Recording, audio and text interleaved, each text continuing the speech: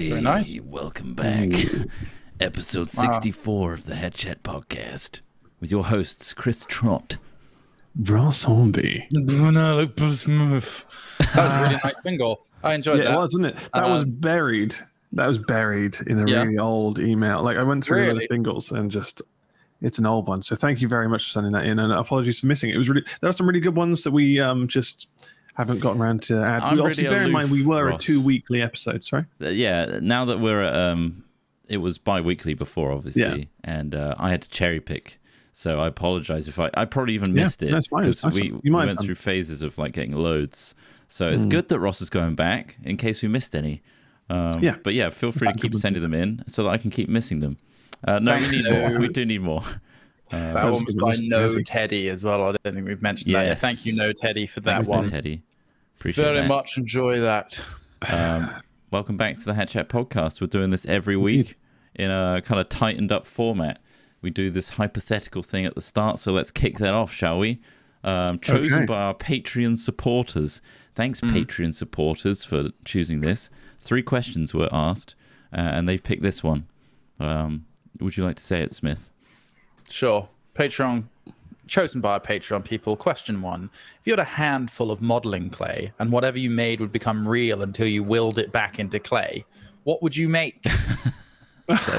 So, just to outline the rules here, you have a handful. So however much clay you can get in a handful, you can create whatever you want, and you can will it into life and then back into clay again. Like, what would you make? Obviously, I'd make a complicated wanking device. Complex wanking. You went straight to wanking. Straight to it. Straight to just self-pleasure. Answer first. I mean, I don't know what else to ask you, Trot. Like, so a wanking device. How much clay is there? Like, is it enough to wrap around, or is it like a? Are you presuming the clay stays like moist? Because I can tell you, like an actual fired terracotta pot, a good wanking device will not make. Well, I'm not going to fire it. I'll keep it horny moistened over there. I'll keep wetting it down with like a spray bottle. Go on, keep going. Jeez. I would like. So I thought about this for a D&D character once. So for me, this is a more obvious one. My idea, or just a different one? For your idea as well. It was like a 2-part. A D&D monster. A dip dab. No, D&D monster is just Chris Trott jacking in some wet clay. Yep, he's got a high AC. I did it for a cheap joke. It's a cheap joke. A pocket for like basically it would turn into lots of little tiny men. Like, so this was actually an idea I had for there's a spell called animate object or objects, and basically you can use it to animate lots and lots of tiny objects. And I always thought it'd be hilarious to have like a pocket full of army men style things that they would then attack a target. That's a great Gulliver's idea. Travel style. Small soldiers as well. Small soldier style as well. Just, I mean, as a tall man, I think the idea of being overwhelmed by lots of tiny objects is always a fear. So I thought that'd be a great weapon. You'd throw them out and they would animate and they would just overwhelm somebody with, I don't know, like toothpicks. Like they go crazy with the toothpicks. By a million toothpick stabs. Yeah, exactly. Just picturing the Toy Story, the rejected toys, where they're on the floor and stuff, and they all start clambering and stuff. Yeah. More so the army's soldier dudes. You could take that to the next level. They don't have to. They could be like just little men for hire. You know? Just like, oh, can you just just move this coffee cup a bit closer to me? And they're like, whoa, here we go. Just loads of little men. It's literally like the toy soldiers from Toy Story. Like, there's a scene where they jump out, right, and they move some stuff around. That ultimately, you will make those. How detailed are you going with them? You get very simple models. I'm not that talented, so yeah. And then it's just a case of animating them. So a fantasy object. They'd be very ugly. They'd be like that Warhammer video. What thin your paints? Have you ever seen the Warhammer meme video, Thin Your Paints? It's a compilation of people's terrible paint jobs on Warhammer because they use the paint right out of the pot when you're meant to mix it with a bit of water so it goes on thinner to create. So you lose all the detail if the paint is too thick. Muddy. Yeah. So you get these horrible like, wah! There you go, like this. Yeah, it's just one big blob of paint, and then the paint. This is what I would create, right? Oh my god, the goggly eyes on some of these things, just showing a series of Warhammer. This is my attempt at finesse, right? Basically. Oh man! Yeah. Oh my god, that's just blob. I'm just looking like one color all over the head. God damn. What's the name of this video? The googly eyes. It's literally called Thin Your Paints. So Thin Your Paints on YouTube. That's it. Yeah. That's a good lesson. Anyone wants to do that? So that's what Smith's little... I would have probably used. I would have gone straight out of the pot. That's the thing. I wouldn't have known that. It's possible. You can do it with some bits, but like if you want detail, it's not a great idea, especially with the older models that weren't so defined. For sure. Ross, what about you? I would create. Now, if we're going with essentially magical elements here, I would create a magic wand that works. Okay, if we're making things like tiny soldiers that can clamber over people, I will make a magic wand like Harry Potter's wand, and it will actually work. Bam. No, you can't give it wand. You can't give it additional magical powers. Why? That's like going, I would be able to make miniature army men who are all geniuses and who could levitate things with their mind. You see what I mean? There's an extra step there. It's an object that's made out of clay. It's just like you've made those dudes live. It's willed into life. That's the question. The clay is alive. The clay is alive. It's alive. Okay, so it has to be a living thing. Well, I'd make a little pet then. Like a little pet that could sit on my shoulder. It would probably look more like a toad or something. I don't think I'd be that good at like a poo toad as well, because it's made of clay. Well, yeah, it would look really kind of just like a blob with legs, and kind of a little kind of a mouth, I guess. But I don't imagine I'd. And it would work like my one does too, by the sounds of it. I think so. But like, I mean, a pet. I mean, that monkey used that frog that time. Oh yeah, that was it. Yeah, but like, I don't know. Yeah, I mean. What else would I want to do with it? I'm not going to jack off into the pet's mouth. If that's what you're accusing me of in your mind. I'm not, I mean, I guess I am. But you're thinking about it out loud like that. With masturbation, and I don't want to go there. But you only have a handful of clay. You don't have loads of clay. That's a very good point, though, Ross. Even if you made a wand, a magical wand, you're a goddamn dirty muggle, so you wouldn't be able to use the wand anyway. Man. You wouldn't get access. I mean, how does Hermione do it? She's a half-blood. Well. Or a mudblood, depending on how you feel about the term. But she wasn't. Well, that's a good point. Neither of her parents are magical, but she had some magical.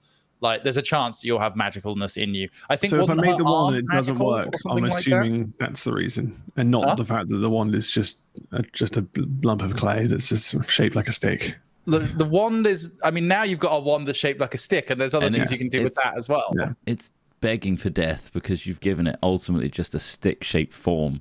It's just the shape of a wand that's been given life. And you're like, thank you, creator, for giving me no appendages, just literally a stick. Kill me. It would be saying that over and over again. Stop swinging me around. Like, Expelliarmus! No, that's not how this works. It's still just a toad made of clay at this point. You're just shouting Expelliarmus. Expelliarmus! This clay is stupid! Ross has gone proper mental, actually, yeah. No, yeah, he made a frog out of clay, and now he's angry it can't do magic. It's really foul, man. Or, when I was a kid, I made, Wallace and Gromit. I had a little modeling clay set to build them. Right. I would just make a little Wallace or Gromit. Yeah. And then they could sit on my desk and walk around, and then it would be like that character from Smart. No, was it Smart? Morph. Earlier than Smart. Morph. Yeah, that was the name of the creature. Little clay dude who just kind of got into weird little animated antics. Yeah. But yeah, I mean, it's kind of limited in that case. I really want magic there. What happened with Geppetto and his puppet? What did he do? He didn't get asked this question. He basically just, I think, morally tortured his son that he made from wood. I mean, like, okay, he told lies and his nose got bigger, but like, I'm guessing Geppetto wasn't all that either. Like, I don't think those were Geppetto's rules. A guy from back then had some serious like hang-ups and problems. No, if we look back at Pinocchio, he made Pinocchio to replacement son or whatever, or maybe he just didn't want it. Maybe he couldn't have a son for any reason. I don't remember the rules, but. It was the magic, that magic bitch who came through the window and then had a magic star at the end of her wand and gave him powers and told him, don't lie, or, I don't know, I'm going to make your nose long. Well, I've got a description here of why did Geppetto make Pinocchio? And in the Adventures of Pinocchio, it says, a poor man named Geppetto wants to carve himself a marionette in order to make a living as a puppeteer. That's it, guys. You just start. That's how you do it. He is given a piece of enchanted wood, and as soon as Geppetto carves the puppet, which he names Pinocchio, it begins abusing the old man. According to this, what? I think the Disney version of this is probably like a softened version. Is this Grimm or something? Is this Grimm's? I don't know. No, I think it's. I'm going to say it's Italian, an Italian folklore. Okay. I'm going to guess. Would it be the mentioning of the name Geppetto? I'm just having a look. Once its feet are made, the Pinocchio runs away. Geppetto is arrested when he seizes the puppet. Pinocchio returns to Geppetto's home alone, and when the talking cricket admonishes him, Pinocchio kills the cricket. What? So in the real story, Pinocchio kills the cricket. What? Going his own way and ignoring all advice, Pinocchio soon falls in with a variety of bad characters. The wolf. Particularly the fox and the cat, who schemed to steal the 5 gold pieces Pinocchio was given for Geppetto. Wow. Eventually, the fox and the cat, disguised as assassins, hang Pinocchio in order to get the gold pieces. Oh my god! I don't know. They hang a wooden toy. Why did Disney look at this and go, "This is going to make a great children's story"? How can we adapt this? I really like where this is going, but we need to make this kid friendly. Oh man, we're going to cut 90% of this, man. This is all weird. This is all hanging base. We've got a puppet is alive. Let's just work from there. Just go for it. Well, yeah, I guess Ross, your magical wand, technically, if we're looking back at the structure of the question, which is if you had a handful of modeling clay and whatever you made would become real so I guess you can have a magic wand. Yeah, it's just whether I can wield it or not. That's the real thing. Yeah. Because a magic wand, in what realm is it? Sorry? I'd like to think that you could make it, and you're like, "This is a magic wand. I made it," and then you just couldn't use it. I don't know how to use it. I didn't make the manual. I just made the device, and now I'm just, what the hell do I do? Don't touch it, just in case. You don't know what's going to happen. Is it going to be like Sabrina the Teenage Witch? I don't know. Is it going to be like Harry Potter? Who knows? I'm struggling to name other ones, but yeah. Which? Moving. Was that one? Which witch? Which witch? Which witch is the witch was on? It's a novel, isn't it? I know. Go on. No, don't worry. What are you going to say, Trop? I was just saying the votes this week were very close between all the questions. So there's 3 on this one. Would you like another one? Yes. Second question. Throw it our way, Trump. What would be the cutest non-conventional military unit that would still function as an effective fighting unit? The cutest non-conventional military something that wouldn't be unit. Conventionally militarized. That's cute, but still be effective. Smith's got 3 answers. Wow. Okay, Dolphins, go on then. Already done. Wow. Dolphins have already been used as anti-submarine animals. We can do it. And there are several navies around the world that have trained dolphins to try and do shit, detect mines, detect submarines, detect enemy divers. That's the scariest one. The Russians were training porpoises and other mammals, including the whale, that big white whale, to kill enemy divers. Right, so shit. How sketchy would that? I mean, as a military diver, it's probably already a pretty sketchy job. But they were trying to they're coming to kill us. They were trying to train, and I mean, I only know that the Russians. I'm sure other militaries have tried this as well. I'm not just saying it's only the Russians that do these things, but I read of it happening. Yeah. They're training dolphins to defend Navy installations from diver attack. So for example, like you could easily destroy bases or seriously damage bases using divers and explosives. Right, that's a very old trick. So they use dolphins to detect divers and attack them and kill them. So anyway, not very cute, kind of terrifying. My other 2 would be ferrets and small monkeys. Yeah, small monkeys. Yeah, I feel they would both be very useful. Exactly. Ferrets, I feel you could train to run like cables and wires and things like that. Like, getting from A to B, little messengers when telecommunications aren't possible, all that sort of stuff, because they're just so small and maneuverable, aren't they, ferrets? Yeah. What about monkeys? More of on a kind of a fantasy, I guess unrealistic degree. What if it was just an army of Pikachus? Like loads of kind of, maybe if people dressed in Pikachus, I mean, like some sort of parade, but they have military weapons. The March of the Pikachus or whatever they're called. Yeah, like that, but like they're trained to kill. Cosplay ones. Yeah, because they'd be cute. They'd be like, oh, look, there's loads of Pikachus coming this way. Oh, shit, they've got rifles. And some of them are carrying katanas. They'll have katanas. Sorry, you're giving them they're not going to be out of clothes. Are they fighting a modern military? They can shoot lightning out of their bodies. Maybe they are. Well, hold on. Are these actual Pikachus or are they people in This is what I'm trying to toy with the idea of, do we have people in outfits, which of course would hinder them, or do we have actual Pikachus that have come to life and are fighting people and can use an electric power? That's a very. Well, I mean, if you're going to say that, why not choose another Pikachu? Sorry, Pokemon. There are so many more effective. Like okay, well, what about what's the one that's like an egg? Togepi. Egg boy. Togepi. That's quite cute. If you saw those coming at you, wouldn't really guess that they were going to be dangerous. But they only have tiny knives, so maybe that's the fear, is that they're all going to come at you, but it's just death by several thousand stabs. What about back in the real world? Training a load of sugar gliders to like drop in on things. Oh wow! And do what when they're there? Sugar gliders, jeez, that would be good. It'd be cute to see a whole fleet of like camoed up sugar gliders with little tiny hats. I'm picturing a couple of them, and then be completely ineffective. I imagine maybe a pathway. There's two trees. So there's two people's faces. There's two trees. And there's a sugar glider on each one, but they've got like a net between them, so they'll go down and grab people. So they'll work together. I think that could work if they work together. What if so they could not netting people. Maybe use plastic bags and smother them.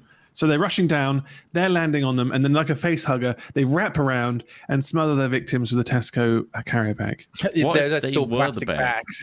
What if they were the bag? Like they all conjoined little hands until they were like a big sheet of sugar gliders. And then they entirely wrap around someone's head, and then they all just walk away. Yeah, that could I don't know why the suffocation thing has to be the thing, but it sounds like that. They could have cyanide on their bellies, so they aim for mouths with their belly. They're like, "Oh, there's a little sugar glider coming at me." Oh my god! Their mouths open. Like a face hugging.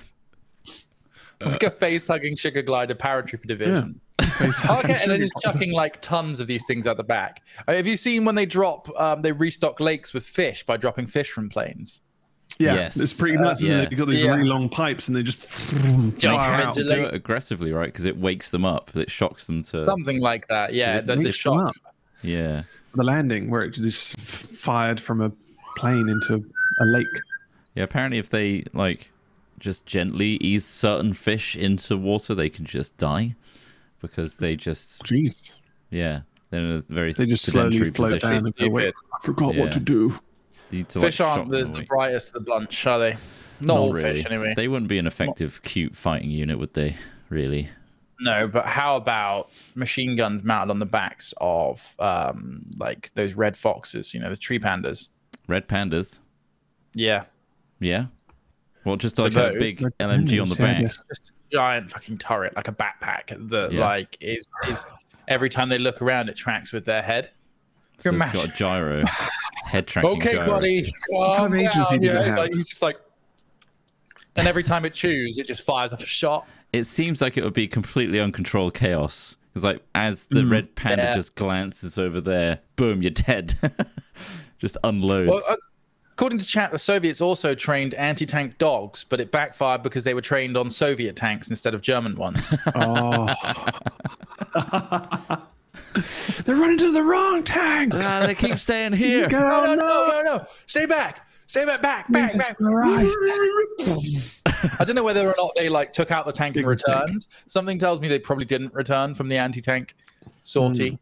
Not so cute. I mean, it's an interesting one. Like snail mines or turtles that have landmines on their backs. Tortoises or turtles? Tortoises? Whichever one. Tortoises probably. Tortoises tend to be the ones that can walk on land. They'll be slow, but that's good because that way they wouldn't leave the area too quickly. You don't really need to train them, so you can be like, well, I've set all of the landmines. If anything, you could set the landmine without the tortoise, but I think having it on the tortoise makes it a little bit more endearing, doesn't it? You're like, well, if the aim of warfare is to make them endearing, then yeah, I'd agree. It could slowly crawl into enemy lines without I don't know why you want them to do that. A landmine that isn't buried, that just is a turtle, just slowly crawls into. What kind of animals do we not like that we could just surround in explosives? Mosquitoes, seagulls, dive bombers, mosquitoes. No one likes mosquitoes, really, do they? Seagulls as well. So many seagulls. Yeah. I wouldn't. Would you strangle a seagull? Yeah. I mean, not for no reason. What animal would you strangle, Trot? Given enough, threat, Anything really. Or hunger. I mean that is the reality, Trot. Yeah, exactly. I would strangle anything that could attack me. Don't hurt an animal just for the sake of it at all. I mean, that's completely pointless. But if we were in a position and our position was about to be given away by a shrieking gull, I'd be the first to pull that thing's head off. Well, yeah. I mean, what if you were Anne Frank and your dog starts barking? And he said, "What are you doing? Are you going to do a I Am Legend, or are you going to just kind of maybe seal its mouth shut? Did Anne Frank have a dog in there with? I'm not sure Anne Frank had a dog. I'm saying you're in the Anne Frank scenario. This imagery. You've just written your diary. You're having a great time. These are insanely high stress scenarios. And then you realize, I've got a dog, and he's just heard some stuff. But now he's going nuts. Would you do it, Trump? I would have to, I guess. Because the dog's gonna die anyway. You're a monster. Let's move on. If we get caught, it's pretty dark. It is pretty brutal, isn't it? Pretty dark. And on that note, let's cheers everybody up with an ad break. Oh, or not. Maybe you're even happy because you didn't hear an ad break because you're a Patreon supporter. Thank you. We've had some emails, Trot. People saying that they haven't had an ad, and they're worried. They're like, "Wow, man, I'm not sure." I just want you to know that I didn't get an ad. And I'm concerned. I'm not mad that I didn't get an ad, but I'm just letting you know. It's not always guaranteed, depending on your region and your service that you're using. And some people have tuned in saying, "But I've paid for Spotify Premium. Why am I still getting ads?" Well, Spotify doesn't pay us for one, and everyone kind of does their own. Spotify doesn't pay us for anything, in fact. So it's mostly for their own ads. Spotify in between songs. Yeah. So also, spoiler alert, you can actually skip the baked-in ads. They're like 30 seconds long. You just skip to 30 seconds. Mike, you didn't give me any time to stop. Then you said spoiler alert, and I didn't have. You need to leave a break so I can mute. You have to really be on the ball with that pause button with Ross around. You really do. Spoiler alert. What? Right, there's one more hypothetical here. Now that we've done the Anne Frank dog scenario. Go on then. If you could change what people say after someone sneezes, what would be the funniest thing for people to say? Well, so instead of bless you. Yeah, or shut the fuck up. Like, you're a fucking prick. I get that though. Wait, so if you could change what people say after someone sneezes. So hold on, does that mean the person sneezing? Or no, the person. What do you say after you sneeze? And you I don't say bless you. I think it's stupid. I know it's stupid, but it's common. Yeah. All right, so the thing that common people say, I need to change. Commoners, I'll change it to silence and just go, that person sneezed. We don't need to remark on it. It happens all the time. I think you should be able to match the tone and volume with the word cunt. Well, afterwards. You should match the volume of their sneeze and then just say cunt. Because you get these loud, obnoxious sneezes, right? I feel like you should be able to reciprocate with the same aggressive tone back at them with a swear word. Where is it they're sneezing? Like on the tube? I don't know where people sneeze everywhere, Ross. I know, but I'm just thinking where is it that's going to bother you the most? In a library? Maybe if you're concentrating hard and some fucker decides to sneeze. But again, if they try and do the whole innie sneeze where they inflate, you should be able to go. So you did that sneeze. I should be able to go cunt back at you. There's nothing stopping you from doing that normally. So you just repeat back in a condescending way. But the same. Yeah. Exactly. Whoa. And everyone would look at you and call you the arsehole. Obviously. No, because it's as normal as bless you. You'll be normal, right? Okay. You want that to be normal. You want everyone to just go around calling each other's cunt. I guess it would just become meaningless. Like in Australia where people call their friends cunts. And that's fine. So it's the most offensive term in your country. Oh, there's some pretty offensive words. Brexit. As in of swear words, not horrible terms. I guess there's a limit. All right. There's some weird lines and there's a lot of grey areas. But you should just be able to say... You just can't say, troll, like Voldemort. I said it. Spoilers. Oh, God, I'm so sorry. I said it. I said... Oh, God. Come on, guys. You're all powerful wizards. No, don't say it. No, don't say his name. I mean, he didn't even kill that many people. We still say Hitler. Don't analyze it too much. We still say Hitler. and like he killed millions of people. We say Stalin, he killed even more. Yeah, you know, but Voldemort, kills a few people. Almost kills a baby. Stupid bastard. I might have to call an intervention on how much we reference Harry Potter in these goddamn podcasts. It's insane. We're becoming the number 5 irreverent Harry Potter podcast. We should just change the category. Harry Potter thoughts. Suddenly changed to Harry Potter happenings. How we can link every podcast into Harry Potter, even though none of us have read or watched a film or book in probably at least 5 years. I've seen the films. I see the films are on TV semi-regularly, so I see at least a chunk of them. Right, but you haven't sat down and gone, I'm going to watch a Harry Potter film, right? All the way through. I think the Christmas before last, I watched a couple of them. I find them quite Christmassy. They're just like, oh, nice to have in the background. John Williams music. I like the last 2 films I really genuinely enjoy. The Half-Blood Prince Part 1 and 2. I know Trot wanted to talk about this. Do you know what we're doing? Yeah, we are just going deeper into the Harry Potter. Yeah. So don't talk about it, Trot. Don't bring attention to it, otherwise you just get more of it. No, you're a wizard. But anyway, we can go off that. My answer to the question, if you could change what people say after someone sneezes, what would be the funniest thing for people to say? I think it would be, I just shit myself. Every time I just shit myself. You say it in really intense face as if it was their fault. Sorry? I just shit myself. Like, as if, like it's their fault. But everyone knows. What if you get like a chain of sneezes? Do you have to do it in between each one? I just shit myself. I browned my pants. Fuck you. So you can change it. Exactly. Every time you've got to allude to the fact that their sneeze made you do something, but everyone knows that it's really attached to a tradition. You're not really shitting yourself or pissing your pants. You just say it because back in the day, people used to believe that when somebody near you sneezed, it added more air to the room, which you then inhaled, which pushed all of the poo out of your insides. And that's why the tradition exists. I don't believe that's what people thought. That's not what people thought. What?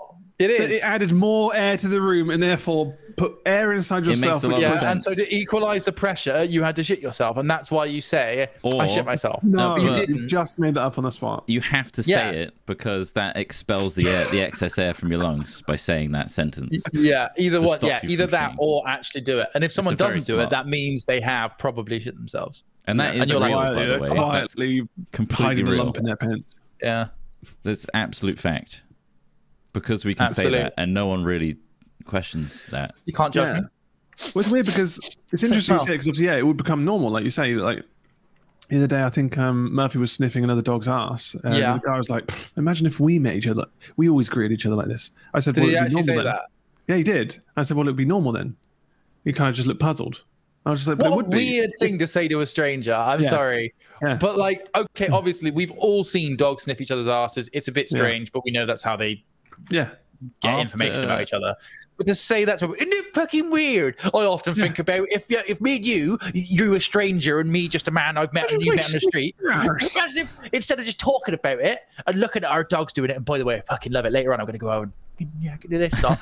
Instead, we just pulled each other's pants down and then we just shoved our noses right into each other's asses. Can you imagine? Yeah. And I said, well, what? I mean, if that was the case, it would be normal, like saying hello. Yeah. So it's clearly a cultural thing between dogs. You look down and he's just got a full rod on. Did he put his 2 index fingers together like that and coyly look at you? And then wrap them together? No, he didn't. He was holding a dog lead. And he just looked at me puzzled. Unbreakable stink chain. Like, do you want to have a sniff, son? Just in case. No, I'm all right, actually. No, just I'm all right. I don't want it to become the norm. I walk my dog in a public toilet. Yeah. No, it's weird, actually. You actually have quite a lot of conversations with other dog owners. It just happens. Oh, I get that. Like, what's it like? Like, how do you feed them? What's his behavior, temperament? All that stuff. How big's your dick? I'm like, what? Yeah, and then they leap to those. Like, imagine instead of like smelling each other's asses, we just like looked at each other's dicks. Sometimes, weird, wouldn't it be? Anyway, gotta go. When you've had a miserable morning and you're irritable and you haven't had coffee yet and you take the dog for a walk and you just don't want to meet people and you've got like the cutest, fluffiest, beaming white dog in the park. It's just impossible. You just can't avoid these conversations with people. Oh, lovely dog. What is it? Is it a Pomeranian? And I'm like, every time it's like, no, it's not a Pomeranian. It does look like a Pomeranian. every time. It does. Yeah, it does. And I have to answer that every single time. But there's certain times where you're just like, I don't want to engage. Have you tried just saying to anything they say and see how that goes? I do. See what weird presumptions they walk away with. Often do they try and grab your dog? No, thankfully. But the thing is, the dogs set the social situation because they're sniffing the other dog, and you can't just like, see you later. Yeah. And then you're if like, you yank, it looks really odd. If you start yanking your dog away, it looks almost aggressive. It's just like, well, I want to get away from you. So yeah, that's just fun dog owner things. Also, because she's like so small and light, it's like not really a bother either. Like with some big dogs, when you meet them in the park and stuff, you get like tugged over. You're like, hi buddy, and then you'll like stand slightly back because you're like, well, I don't want this thing to like knock me over. But with yours, it's just like, look at you, just like jumping up and down, and you're like, no, it's quite cute. Like, yeah, you need a bigger, heavier, uglier dog, Trot. All right, next one you get, really messed up. I want to go near that. Mastiff. I'll get Mochi to ride them. Although that would be a novelty to look at. Never mind. It'd be hilarious. Everyone would come from far and wide then. And look at this dog, this ugly dog. I've had no coffee. I've only just put her in a saddle and she's out for a walk. On the huge, ugly dog. Let's move on to funny news. We've got quite the selection here today. There is a selection here. I'm not even sure where to begin. Let's start with Michael Caine. Yeah, okay, this is an interesting one. Trot and I chose the same story, but apparently yours said it was for 7 years. Mine said it was for 8. But you read yours, Trot, see what it says. What's Michael Caine saying? Michael Caine says he spent 8 years trying not to blink. I mean, it answers it. We don't need to discuss it anymore. It just decided quotation. They thought I was a psychopath. To not blink. I used to frighten the life out of people. It's and I mean, you can go into the whole story about it, but long story short, basically, he read in a book that a good acting technique is to keep your eyes open as long as possible during the scene, because it creates an intensity and it kind of draws focus into your eyes. Maybe it makes your eyes more wet. I don't know. All these quotes I hear in his voice. Listen to this. As Caine told The Mirror, the veteran star of more than 134, blah, blah, blah, blah, he picked up a book called Teach Yourself Acting. He said, one thing that stuck in my mind was, don't blink. You must never blink. You've got to say for the next 8 years, for the next 8 years, I walked around trying not to blink. People around me, my mother and everybody thought I'd gone nuts. And I mean, you would. If a person was desperately trying not to blink for 8 years. By the way, this is something we brought up recently in our content. The average computer user blinks only a couple of times an hour, whilst the average person not using a computer blinks roughly 20. And it's really important to blink because it maintains the moisture in your eyes. There are 3 different kinds of tears, for example, 3 different kinds of film, and that protects and makes your eyesight last longer in your life. Also, in a property, there's a lot of dust and particles going into your eyes. Right. So are you imagining he's widening his eyes to make sure that they don't blink, or is he like, because that's more intense when you're like really wide-eyed and just but now they're dry. They feel dry the moment you do that wideness. They feel dry. Do it yourself at home. Listen, open your eyes wide, hold them open for as wide as you can, and just feel the air touch them. You can almost feel it. I don't want that. He said they thought I was a psychopath. I used to frighten the life out of people. Really? Did you frighten the life out of it? Really? Maybe he just thinks that. He said that while he's resumed blinking in real life, he still never blinks while shooting a scene. Apparently, the choice earned him the nickname Snake Eyes. Wow. Well, at least he can be that edgelord. He does look quite glazed over. This is a video, by the way, that we're looking at. Also. That's a video. Nice. Also, Anthony Hopkins did something similar on The Silence of the Lambs. And I'm imagining when they say they don't blink for 8 years, they mean in scenes. They mean in scenes. I reckon it's just for acting. I think it's just for acting. He's not going home and just going, hello, all right. I mean, he did say that he did do that for a bit, but like, how long do you keep that up for, really? I mean, imagine your eyes, man, would be so sore as well. Like, does he blink in the corner? Oh, that's a relief. Jesus. I blinked just a second ago. Jesus Christ. Oof.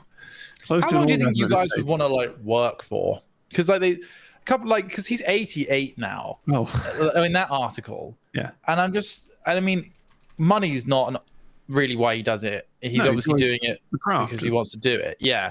But at the same time, like 88 is like everything you do must be getting really difficult. You know, like sitting around, all of the things, all of the things that you have to do each day just get harder and harder. And ultimately, like, I don't know, I'm surprised that I'm amazed that he can even retain lines, if I'm honest with you. Like maybe he has a different method now. But learning lines is just something that I think I'm impressed with. I am impressed with that all the time. I did a little promo the other day with Mikey, and I'm so bad at learning lines. And I mean, obviously, I think actors just there is a method to how they learn lines and stuff, and it does impress me because I can't retain any information. Give me 2 lines and I'll just forget the first one straight away. Oh wait, what was the first? Or what do you say when people sneeze? Or I'll change some of the words. Sorry. What do you say when people sneeze? Bless you. Fuck off and die. No, I just shit my pants. I just shit my pants, of course. I know that, sure. But like specific lines, they're hard to retain, and I can't do that shit. And fair play. But then saying that, I mean, I learnt the lines like seconds before I had to deliver them. So that's I don't know if that's what he does. I don't know if that's. I doubt it. Some people get it straight into their ears. I would do that. I would definitely do that. Johnny Depp, right? Tony, not Tony Stark.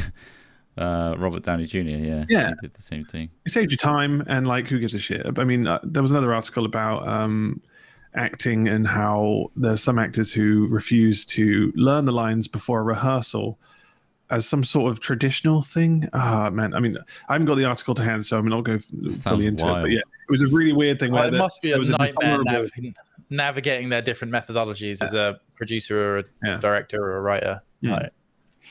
But Michael Caine, and also so Anthony Hopkins did a similar thing. So clearly, it was they both read the same book. Maybe I like there was a quote in there. Can I just find it again? There was a really nice quote in there that I did like. He said, "Where is it? Sorry, I'm having to go through all of the crap." Okay, Anthony Hopkins, as you were saying, did a similar thing. He did not blink during the Silence of the Lambs. As Caine explained, if you don't blink, you know you can keep the audience mesmerized. It's not so much not blinking, it's just about being still. Stillness has an economy and power about it. And I really like that. I think that's really true. Like, just, the gravitas. It's like when you get those people that speak really annoyingly quietly and they make you listen. And sometimes that's great, especially when you're like, this person has gravitas and they're very willing to speak very low and close. It makes everybody quiet down. But sometimes you're just like, speak the fuck up. Yeah. It's a noisy environment, you know? It's not very good for delivering jokes either, because the moment you say the punchline and someone can't hear it, that's it. That's it. They're just like, ruined. Why did I bother? Ruined orgasm. Ruined orgasm, yeah. But yeah, in reference to the age and taking parts, I imagine like Michael Caine probably has a different kind of category of roles he can take now, right? And that probably happens through age. You know, he's not doing the same gig every time. He feels like bracket. Was it Harry Brown where he went in? Kick the showers and chavs? Yeah. I'm thinking I'd like to go underneath a bridge and kick the shower some chavs. I'm gonna get. Got to take matters into my own hands as a vigilante. That was a really good film. I thought that was good. It was a good film. Brutal. You guys remember Jeff Bezos went up in a big old dick rocket into big old dick. Well, you can celebrate this occasion by buying a model of it. No, it's conveniently shaped like a penis, and it costs $69. Hey, New Shepherd. I saw this article and I literally just thought, oh, they made a dildo of it. Nice. But no, it wasn't a dildo. But I mean, I feel like that would be funnier if someone made a dildo of it. Does it actually fire up? Yeah. It fires like a little rocket. And it costs $69, which is quite funny, I think. Yeah. I've used these before. Not these particular Horizon ones, but like, the ones, the air pressure ones. No, you buy these little, they're called engines, they call them, or motors, and they're literally just like explosives in a tube. And then you put that into the base of the rocket, and then you hook up these little electrical like connectors, and then you press it, and it ignites the rocket, and they shoot off into the air. Yeah, it's quite fun. But they're quite temperamental. Would you be willing to kind of take your trousers down, sit above it, and then we fire it off into your ass? Not really. No. I think we should do that for a video. Okay, Trot, I'll get the wheels in motion. How much is it? $69? Okay, $69. $69. At least hit your thigh. There's a video on my Instagram of me. We strapped one of them to a glider and tried to use it to launch a glider. They're quite disappointing, everyone. They've got a lot of power, but it's nothing like there's no control. It's not like the stages of a rocket, which are really cool, and like there's that long burn rather than just this is just like it's like a firework, and it is a firework ultimately. Yeah, and it just goes up, and that's fine. Yeah. It's really durable because it's going to come back down and break. Yeah, or is that a little parachute on it? That'd be cool. If you can find it again. That'd be nice. They do come with parachutes usually, yeah. So the top will come off and they'll parachute down. But the problem is like there's no like control. It's not single use. No, we can reuse them, but you have to find them again after they've shot up like 300 feet and then the wind's caught them. Yeah. But I mean, maybe we could get a load of these rocket engines and strap them to something and try and propel ourselves with them. Well, I wouldn't, Smith. Because it would take loads of them. I'd be careful. We might as well use fireworks. Yeah. Objects into the sky. I'd be careful with it because a former manager of DOD Aerospace Threat Program says UFOs are real. Confirmed. Oh my God! You found more. What year was that posted though? Updated. 2017. Still real. They're no less real than they were 4 years ago. But they are very real. I don't know where I found this article, but really old, turns out. Back in 2017, I think you found it. Let me see who's on that list of things. Hold on a second. CEO Tom DeLonge. DeLonge. Yeah. The guy from Blink-182. So the picture on the left, the guy standing up is Tom DeLonge. The guy to his right, I think, looking at us, is a guy called Harry Reid, who's actually still a senator. The guy to his right again is this other UFO guy who is working as part of the UAP, or UFO division within the US. I mean, the two people to Tom DeLonge's right did work in the US government doing this shit. Whether or not they've actually found anything is another question. But yeah, I mean, but the thing is, you see all these articles are ultimately containing the same people. Well, this is the thing. Like when you start to pay attention to who's actually in them, it's mainly like, and I'm not saying that they're should be discredited or whatever. I'm just saying that like there's a lot of news cycles that usually involve these people specifically. Well, I mean, in a way, yeah, it is a cult in a way. Let's be honest, considering because how deep the rabbit hole you went, Smith, to then still have that rationale of like take these with a pinch of salt just goes to show how much research you've actually done. I guess, you're not just believing everything that you're reading. Yeah, I mean, it wasn't too long ago that I was pretty convinced, I'm not going to lie, that like, there is something going on that we don't really understand. Like there's stuff in our skies that we don't understand. But then you see videos like that Corridor Crew thing, and they're just like, well, they're all optical illusions. And you're like, I mean, I did watch that. I don't know whether we spoke about that on Hat Chat before. Yeah. People were like, yeah, watch it. I did watch that. And like the points they make are all completely valid, and of some of the things that in those videos that they're saying, I'm like, yeah, that is a good, believable reason. I do feel that they were quite biased though, like as in like towards VFX, specifically the guy that wasn't Nico, the other guy was just like, man, this is all fucking stupid, and it's it's not helpful to have a closed mind. I mean, it's not helpful to have a fully open mind or a fully influenceable mind either. Of course, have your own feelings on things, but I do feel that watching that video, I was a little disappointed at the way that it was approached, because they clearly do have a lot of knowledge that could be very evenly applied. But I mean, yeah, I still like to think that there are things.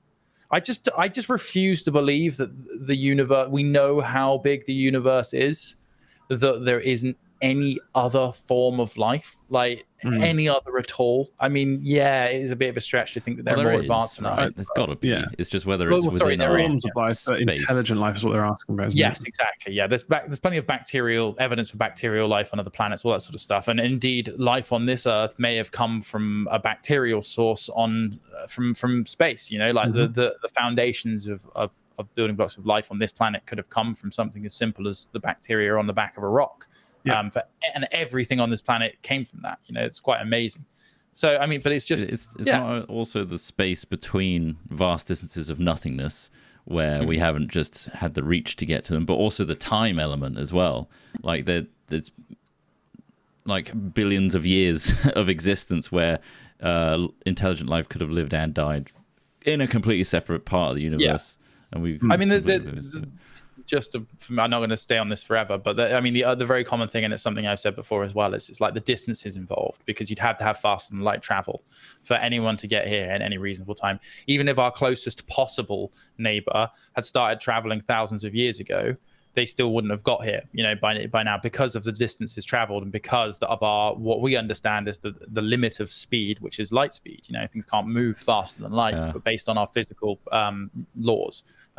However, I don't think it's impossible to think that, well, if there is intelligent life coming from another planet, fuck, they've worked out how to go beyond light speed. Of course, why not? Fuck it. If we're imagining, let's imagine everything. Let's imagine they can jump from one place in space time to another instantaneously. Let's imagine they can get clay and turn it into real life. Into a wand. I mean, you're talking about intelligent life, but it's hard to find intelligent life on this planet. It is. Like this guy Spencer Eldon, who turned out to be he was the baby on the Nirvana front cover. And he decided to sue Nirvana for like exploitation and various other reasons that he was on the front cover as a baby, fully naked. 16 for probably the 20th anniversary or whichever it is. He's more of a case of just like, I imagine 150k isn't like a crazy amount, but like it's after the fact that he's already approved it by posing for photos, and like, why is it suddenly just now? There's clearly he's got loads of money, but that's not how this works. How this works is like the Nirvana would have probably been set up as a business of some description and would have money in reserves based on their earnings, and he could reasonably say, hey, I was on the front cover, you only paid me $5,000 back then, I'd like a little bit more reparations. And it's probably going to be easier for them to go, right, let's sign a contract that says you will not bring this up again, because like you say, he's brought it up several times in the past now, right? And just pay him off. But all that money might have been siphoned out of Nirvana years ago and split off to the various band members, and now it's about them individually having to pay this person, which is not such an easy process. Like I don't know if it's in this article, but there's another article I read where he said, there were damages, etc. I feel like, I don't get taken seriously, but it's just like, you're the one talking about it. You're the one posing for photos saying that's you. That is just a fucking anonymous baby to anyone else. Who the fuck is that baby? He's the one attaching his own image to it. He's attaching himself to it. Imagine him going to an employer, they're going, oh, hang on a second, you look familiar. Turn around, get their Nevermind Nirvana album out. Is this fucking you? You are not hired, mate. I don't want to see your dick. I don't want to have to see your dick ever, let alone as a baby on this front cover. I can't believe bloody sod off, mate. You're not getting the gig. No money. Go and sue him for cash if you need it. Crazy. When is that scenario ever going to happen? Never. Anyway, there's nothing more to that story. For the photo, which is pretty shit. But again, like, the parents agreed to it. Like, that was a sealed deal back in the day. All the details. If they didn't sign all the proper stuff, that's why this lawsuit. Somebody goes, hang on a second. There's a room for some cash. Because they exploded in popularity and they want a piece of that pie. That's all it is. This guy is like, he's dead. Yeah. Like, what is this guy's problem? But yeah, there's not much more to the story. There's no resolution yet. I feel like it should be just thrown out of court, but I mean, we'll see. They might just give him 150k just to tell him to fuck off. Just see if there's any developments next week. Yeah. See if it's got any further. But yeah, thank you for listening today to us talk about a wide variety of things. What would you make out of clay if it could be willed into life by you? What'd you do? And why would you be disgusting like I was? Gross. Immediately. Hey, thanks. In a way, they've all. I mean, all our Patreon supporters have willed to a Harry Potter-esque spell sound. I don't know, but I'm starting to think that we need to get. I've just shit myself Fingles to come in now. Yeah, we don't get enough vocal ones. There's a couple that have popped in. Some it's like a fully a cappella, not an like all sorts of arrangements. A couple of weeks back, right? A cappella one last week. Yeah, great ones. Anyway, we'll leave it there. We'll leave it with no Teddy for the full version of this swinging, chill jazz version, and see you next week for more Hat Chat. Goodbye, everybody. Have a bloody great day. Bye. Bye. Bye. Bye. Bye. Bye. Bye. Bye. Bye. Bye.